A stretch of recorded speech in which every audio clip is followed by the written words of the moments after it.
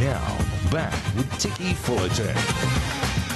Welcome back. Well, reporting season has well and truly kicked off. It's in high gear now with a raft of big names earnings due out this week. Joining me for his take on the results so far and the important themes emerging, Roger Montgomery, founder and chief investment officer of Montgomery Investment Management. Roger, what do you think overall about the results? Well, at the end of it, look, we've got probably 40% of companies have reported in line. Yes. We've had just over 30% below expectations and just under 30% above expectations so far. But that's not really what I'm interested in. What I'm interested in are the bits of the tidbits of information that are coming out from each company, and if you put those puzzle pieces together, then you come up with a theme for perhaps one sector or multiple sectors for the next 6 or 12 months. All right, well, hit me with it. Well, it was interesting that Matt Comyn from the CBA, and I know everyone's talked about the CBA results, what was interesting was home loan growth being less than 2%. And what we also know is total home loan volume year on year in July is actually down about 8.4%.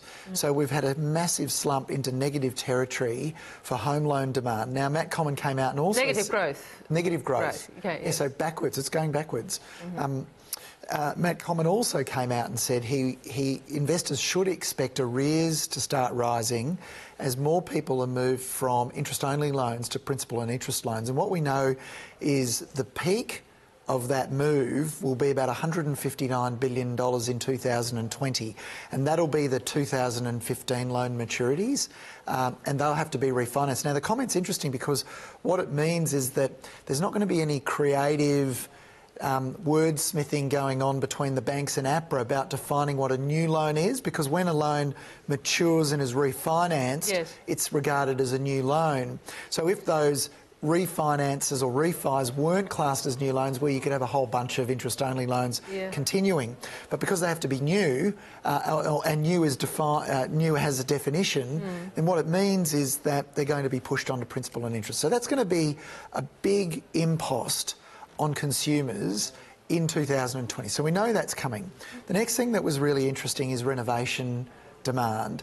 And what we know is that owner-occupier renovation demand, or loans for renovations by owner-occupiers, have slumped negative as well, down about 9.4%. So this is a significant decline.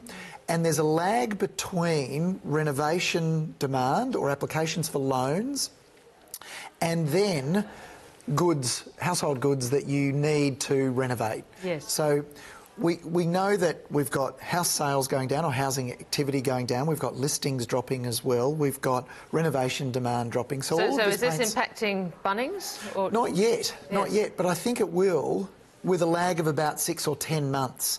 So we're going to see, and on top of that, Mirvac came out with some interesting results. Mirvac said that last year they had sold 3,277 lots. But they're forecasting 2,500 lots for the year ahead.